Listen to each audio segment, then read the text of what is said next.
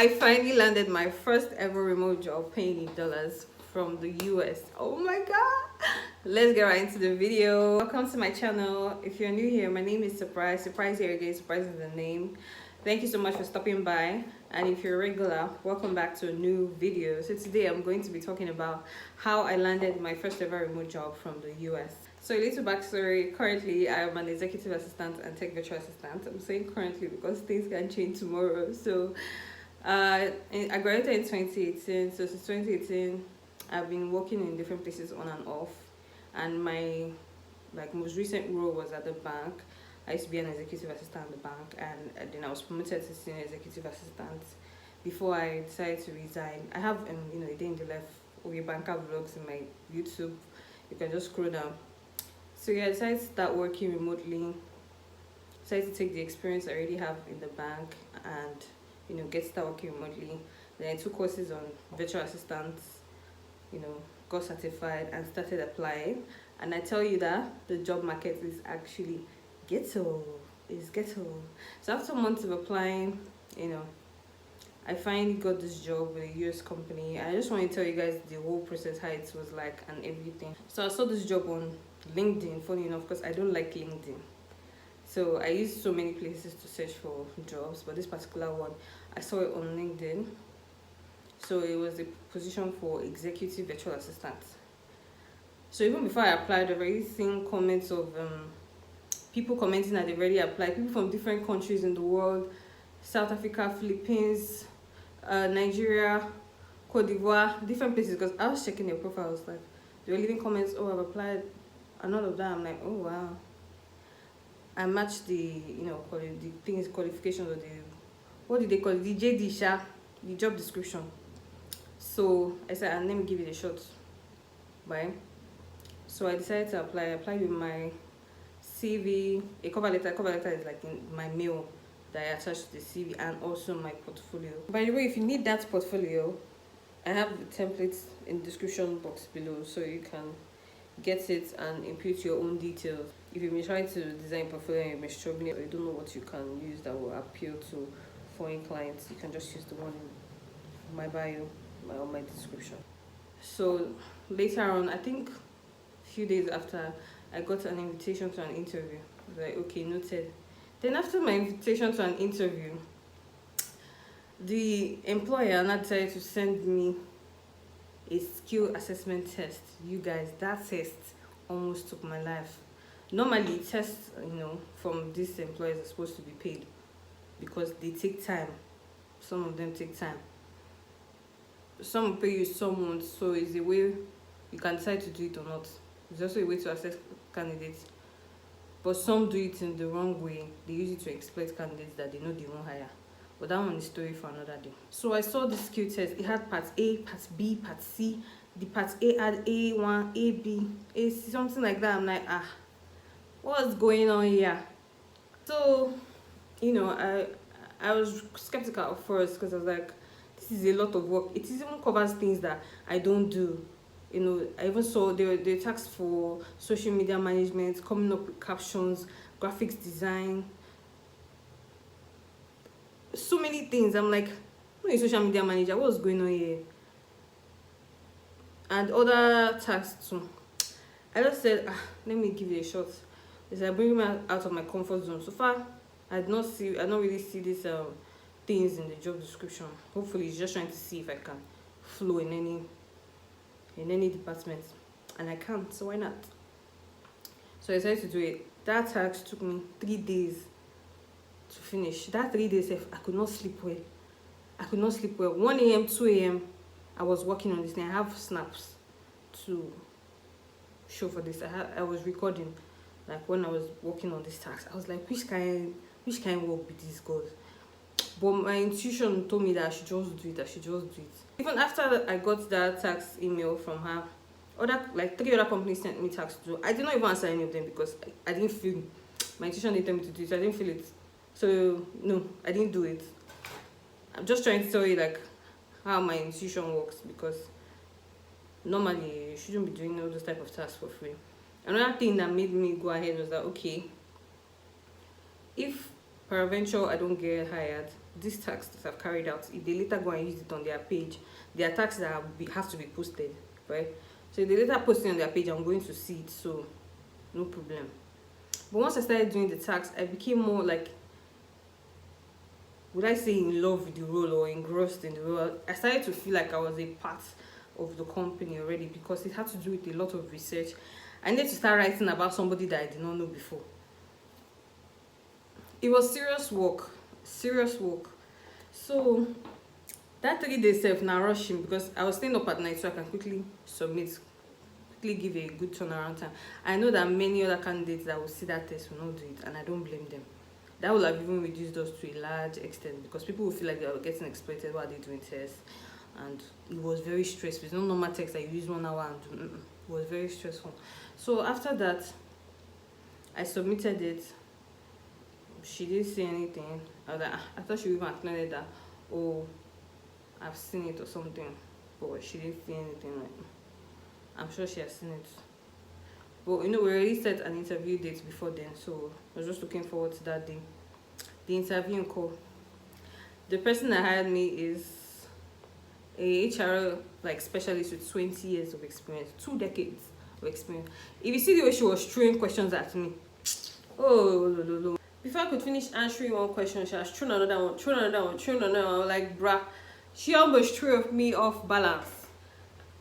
I'm like, what's going on? And I think she was even saying these things from the top of her head, though, because I could not see her reading anything. I see today. I just thank God for divine wisdom, because even myself, how I answer some questions I don't know. You can't prep and know every single question that will come out. There are definitely questions that you won't expect that you get and you have to answer. By the grace of God, I answered everything. But maybe I might not have answered them in the way that I like, but I tried and I answered them I answered everything. All my prep. All my prep, the questions which they usually truth come, I say, God, today will tell me, say, make I go apply for HR company. Who sent me?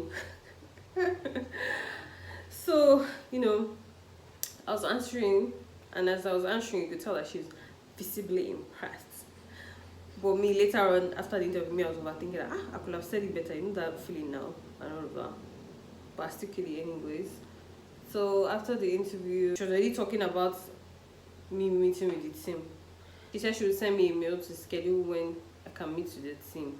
So that's like another second round of interview after the call. So she asked many things, we spoke and all of that, and the call ended. So after the call, one of the things I did was send a thank you mail, and I mentioned something that we spoke about in the interview, which I know many candidates would have ignored, because some don't even send thank you mails, and even if they send thank you mails, they will just use the templates. They will not personalize it. So I mentioned something that we spoke about, and little by little, getting my way into the door. I'm sure she'll have seen that and be impressed, like, wow, she really took notes and all of that. So almost like immediately after I sent that mail, she just sent me another mail that, okay, she'd like to meet with me again, that I should book a time in her calendar, which I did. She's saying she wanted to have another call, kind of threw me off balance, because I really planned it in my head. I don't know how to explain it, but I told you guys that when I was doing the tasks, I felt like I was already working there. This one passed manifestation, it passed delusion. I thought I'm already working with her. If there's any higher word than manifestation, that's what I did. I already felt that I was going to get it. So my mind was like, after this interview, I'm going to kill the interview. And she's going to tell me, she'll get back to me and she'll send me an offer. Do you understand? When she wants to meet with the team, I said, another round of interview. I didn't think of it like this. So, but no while. I was like, oh. I was already thinking that after this interview, give me offer. Maybe go and break the good news to my family members. When she said she wants to have another round, I said, hi, Chimo, this is not how I planned this thing in my head, oh. Do you understand that level of delusion? I did not think, after the interview she will send me, unfortunately, or anything. When I say I good. Like Okwa will say, when something is good, I'll say it's good. I was good. So I really felt like I was going to get it. Even though I was literally competing with a lot of people, I've gotten this one. And I'm not saying it because I got this job. I'm telling you, I'm just saying it. That was what I was thinking. I was now thinking that, if I did not later get the job, it will have a big effect on me, because I'm already working there. They don't know that I'm already working there.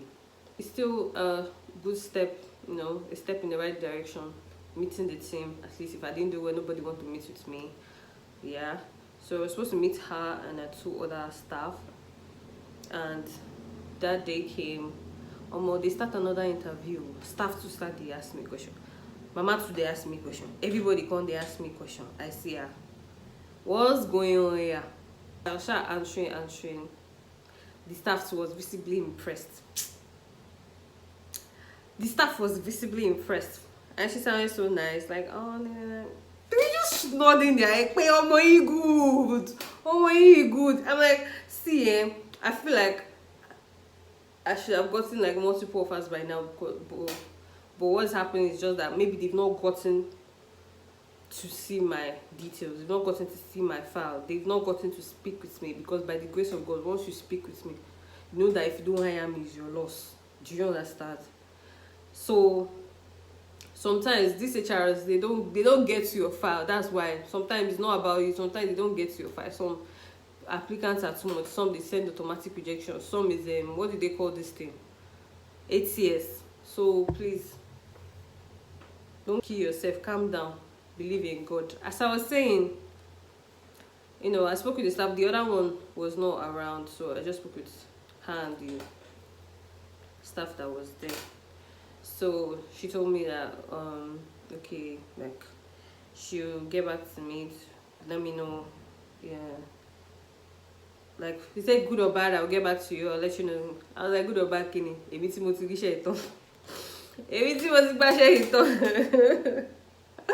God help me. I want to even have that kind of feeling towards every job, because it does happen. It will just make the thing happen. When you put in the work, it's not just dululu. I've put in the work, the qualification, then plus dululu. I think I did the next call on a Monday. She told me that by Wednesday she was going to let me know the outcome. Even after that call, I sent her another mail, like, nice meeting with her and the other girl name, all of that, mentioned everything, that I'm ready to get to work, blah blah blah. She told me that by Wednesday she'd get back to me. I'm like, bruh, the suspense. So Monday to Wednesday felt like a very long time to wait, but I'm like, Wednesday, no problem. On Tuesday morning when I woke up, I saw an offer. Apparently she sent an offer like on Monday night, our time, that same day of the interview. Do you understand? Like, she could not wait. So then I did the interview in the night, which is our time. She sent it, I think it said like 12 or 1. So when I woke up on Tuesday morning, I was not even expecting to say anything, because she told me that by Wednesday. I was thinking like maybe Wednesday night, because that would be like afternoon on their side. So I just woke up on Tuesday morning and saw the offer. I was like, what? Are you serious? I was so overjoyed. Like, I can't believe this. I've received so many. Unfortunately, I was beginning to doubt myself. Like, are you serious? I finally got an offer. Like, me, finally, nothing is wrong with me. I tell you, remote job will test you. Looking for a job will test you. You think you are not good enough. Apart from remote jobs, I'm normally looking for a job. Job search, job hunting will test you. You think you're not good enough. You doubt yourself. You've been, but I'm like this. But the work will be telling you another thing. Job market will be telling you another thing. I was so happy. I was so overjoyed. And that was it. And I'm so grateful to God. It really proven to me that I was not a problem. My CV is not a problem. My portfolio is not a problem. By the way, if you want to get a portfolio that landed me this job, I got me invitation to an interview. It's an HR specialist with over 20 years of experience.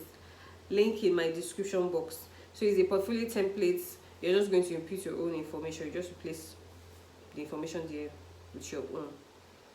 Because if I didn't have a good portfolio, I would not even stand the chance. So portfolio helps, potential employers connect with you. They see your face, they see you, they see your work, they have an understanding of you and all of that. I also linked my LinkedIn to my portfolio at the down. I added a testimonial, I did all of that. So they have a little grasp of you. That's part of the reasons why when they tell you to apply with a resume, they tell you to attach a video. But with the portfolio, most times because they want to see your face, they want to say it. But with the portfolio, they've already seen your face, they already have and understanding about you, and they see some work samples of the job description. They see some work samples of the job that they want you to do. Like this job description, there was calendar management. They had calendar management in my portfolio and all that. They say, okay, this person has actually done this thing. A CV, a resume cannot show all that. Do you understand? So you can get the portfolio in my bio. And to round off, I just want to say, to anyone that's been hoping to go for a remote job, you bought that portfolio template, you worked on your CV, you have the skills, but you've not gotten it. Please hold on, it's coming. I tell you, the job market is very shitty. Sometimes you're doing everything right, but you've not been seen, you've not gotten the opportunity to be seen. And by God's grace, you will get divine visibility and be seen. And I tell you, it's all God's timing. Everything is God's timing. There's not how good you want to be. If God says it's not your time, it's not your time.